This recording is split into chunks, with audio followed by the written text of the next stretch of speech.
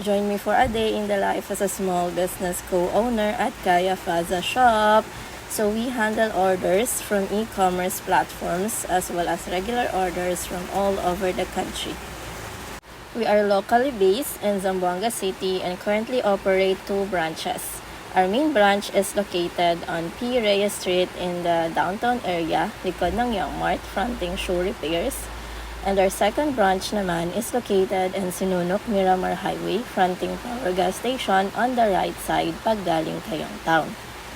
So usually, first thing that we do is printing the waybills from Shopee and TikTok orders, as this is the top priority orders every day, and eventually followed by preparing of orders as you can see on the video.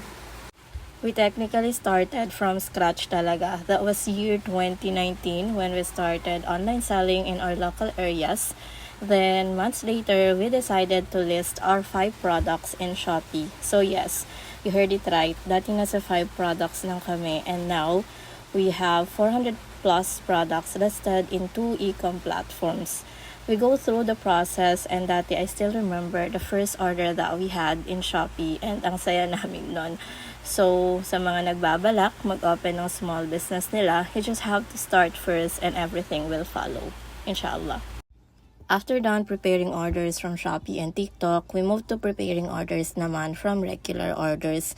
Regular order means for those customers that doesn't want to place order in e-com. They just wanted to ship it via JNT, LBC, Sea Cargo, and etc.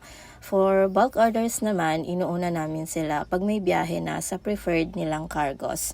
So usually, natatapos kami ng 2 p.m. then dinadala na namin ang ibang orders via drop-off sa courier. And yung iba kasi like SPX, pinipick up na lang nila sa shop namin. Since maaga kaming natapos, let's go to grocery naman to buy some ingredients for Coffee Kaya & Co.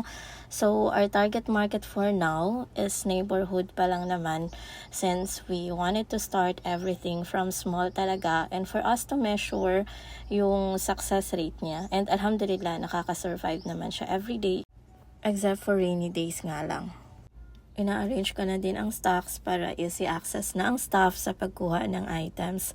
Actually, by accident lang ang pag-open namin ng Coffee Kaya & Co. Pero tinuloy na namin siya para hindi naman maboard yung mga customers namin sa printing while waiting sa mga assignments and projects na pinapaprint nila. And Kaya's Arts is offering different types of printing pala, kaya pag may klase na, usually mga students ang pumupunta.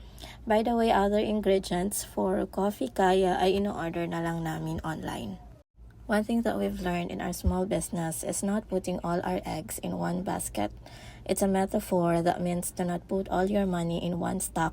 And experience-based, we already faced those challenges and mistakes that will serve as a lesson. Moving on, lumubog na pala ang araw, and usually ito yung time na pumupunta mga customers, and pag overwhelming na sa orders, I also help preparing syllabus, and of course, I love doing that. Sa mga customers namin everyday, mapa-online man yan or offline, we are very thankful to you guys, and please keep supporting us. Thank you so much. Bye-bye!